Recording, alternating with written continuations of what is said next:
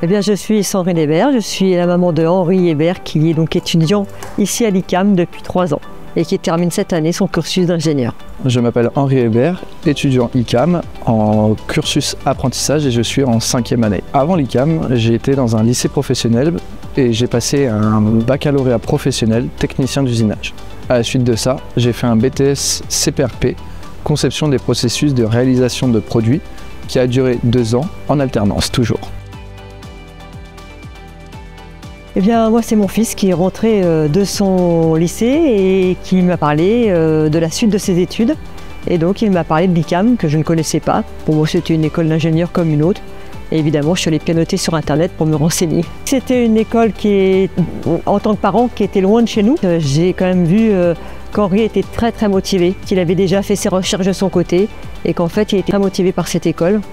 Donc, voilà. Alors moi j'étais en train de passer mes premières épreuves de BTS et en même temps je me posais la question, qu'est-ce que je vais faire après? Est-ce que je vais travailler directement, rejoindre le milieu du travail ou est-ce que je continue mes études? Donc à ce moment-là, quand j'ai pris contact avec ma responsable de niveau, on a discuté autour de mes possibilités d'avenir pour la continuité de mes études et elle m'a donné un second contact qui se trouve être un responsable à l'ICAM. Bon, je voyais bien qu'il était extrêmement motivé par l'ICAM, donc j'ai poursuivi mes recherches pour en savoir plus sur cette école que je ne connaissais pas. Donc. Et puis je me suis rendu compte que c'était une école qui était bien classée, qui était sérieuse. Le diplôme était reconnu par l'État. Je voulais absolument que ce diplôme soit un diplôme reconnu par l'État et c'était le cas. Et voilà, donc j'ai accédé à sa demande. Moi, ce qui m'a convaincu, c'était surtout de continuer la suite de mes études en apprentissage, ce qui était possible du coup à l'ICAM, et d'avoir un côté relation professeur, responsable et étudiant qui était vraiment convaincant, qui était très humain, qui m'a permis de me rassurer en fait sur mon choix, ma décision de venir à l'ICAM et de me dire que je pourrais me sentir à l'aise dans un environnement académique performant. Et tout en ayant une possibilité d'avenir dans le milieu dans lequel je m'étais déjà engagé. Celle qui m'a le plus marqué, ça a été le long stage de 3 mois à l'étranger. Voilà, donc en tant que parent, il faut intégrer que notre enfant va partir et même si c'est un jeune adulte, voilà, c'était la première fois qu'il allait travailler à l'étranger. Alors évidemment que toutes les questions qu'on peut se poser en tant que parent, est-ce que ça va bien se passer, est-ce qu'il va réussir à gérer la barrière de la langue, ce n'était pas l'anglais, c'était l'espagnol, s'il tombe malade, s'il arrive quoi que ce soit. Et je pense que c'était pour moi l'expérience la plus peut-être la plus difficile à intégrer. Et puis en fait, ça s'est fait. Tout se fait à l'ICAM finalement parce qu'il y a une équipe autour. Et puis tout ce qui a été réglementation aussi, tout ce qui a été papier administratif, je me suis rendu compte que c'était extrêmement sérieux, que tout était mis en place pour que ce stage, cette expérience professionnelle à l'étranger se passe dans de meilleures façons possibles, avec une sécurité optimum. Et voilà, on ne nous lâchait pas nos enfants dans la nature comme ça à l'étranger. Le cadre était bien posé, bien placé. Et voilà, mais ça a été quand même une épreuve pour mon cœur de mère en tout cas. Pour moi, une expérience qui m'a marqué, c'est la vie étudiante qui est à l'ICAM, qui est très active. J'ai rencontré énormément de gens, des profils très variés, tous très différents, avec un panel de compétences et d'expériences. Et ça a été une grande opportunité pour moi de mettre en fait en lien toutes nos expériences, d'en discuter tous ensemble autour d'un verre, autour de grandes discussions, autour de réunions, et de se rendre compte que tous ces profils-là, on était tous ensemble à l'ICAM, qu'on était solidaires et qu'au-delà d'avoir des relations professionnelles, on avait aussi des relations très humaines, très amicales, qui fait que pour moi j'ai particulièrement apprécié mon passage à l'ICAM et que ça restera un très bon souvenir. C'est devenu un adulte, voilà. Au tout début, j'étais très présente parce qu'effectivement, il a fallu remplir les dossiers d'inscription, il a fallu gérer aussi sa chambre sur le campus, l'aider à apprendre des gestes qu'il ne connaissait pas, ce que je faisais à la maison. Et puis, voilà, sur les 3 années qu'il a passées, il est devenu de plus en plus autonome. Aujourd'hui, il me raconte ce qu'il fait, mais j'ai plus de... je n'interviens plus dans ses décisions, dans ses choix ou même dans ce qu'il fait. Il se gère totalement. Oui, c'est devenu un adulte et épanoui en plus.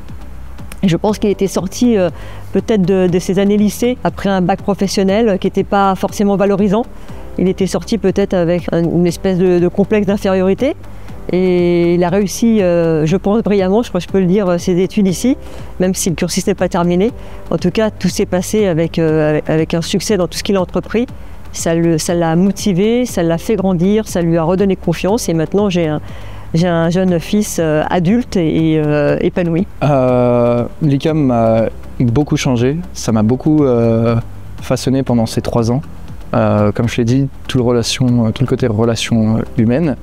Mais c'est aussi les compétences que j'ai prises, que j'ai accumulées, et surtout mon aisance dans le fait de les affirmer, de partir de ce côté académique, qui reste encore le début de la vie étudiante, et rentrer dans le monde industriel, le monde du travail, avec un savoir-faire, avec des arguments pour défendre mes idées, des arguments pour défendre ma vision de voir les choses, et certainement aussi de nouvelles choses à avoir pris en compte, tout un univers que j'ai pris en compte, par exemple tout ce qui est écologique, qui à une époque je ne l'avais pas intégré dans mon discours professionnel, et qui pourtant aujourd'hui, quand je suis autour d'un repas avec mes parents, avec des amis ou mes frères et sœurs, eh bien j'ai de plus en plus ce discours, cette conscience écologique que j'apporte, qui est dans la vie quotidienne, mais aussi dans la vie professionnelle, qui doit être présente partout, là où une époque où je ne l'avais pas intégrée,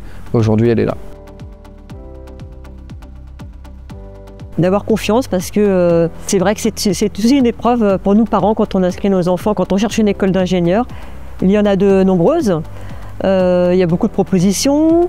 L'ICAM ici, Paris Sud, propose de nombreux cursus, donc peut-être le conseil que je peux donner, c'est d'étudier bien les différents cursus et de choisir celui qui correspond le plus à notre enfant, et puis ensuite de faire confiance, parce que ça va se faire. De ne pas hésiter aussi, en cas d'interrogation, de prendre contact avec les différentes personnes de l'ICAM, les différents dirigeants de l'ICAM.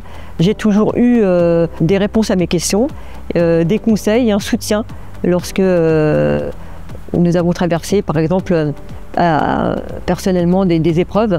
Et voilà, il y a vraiment une équipe humaine autour.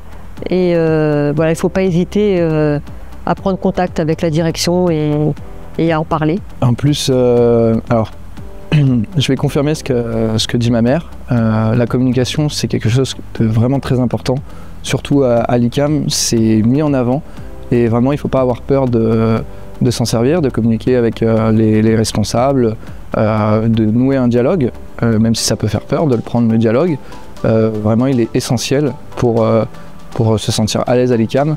Et un conseil que je pourrais donner, c'est faire travailler son image en fait, avoir une image professionnelle, prendre conscience qu'on passe dans le milieu adulte et qu'on peut rester qui on est, mais nous c'est aussi une image professionnelle qu'il faut entretenir, qu'il faut préparer.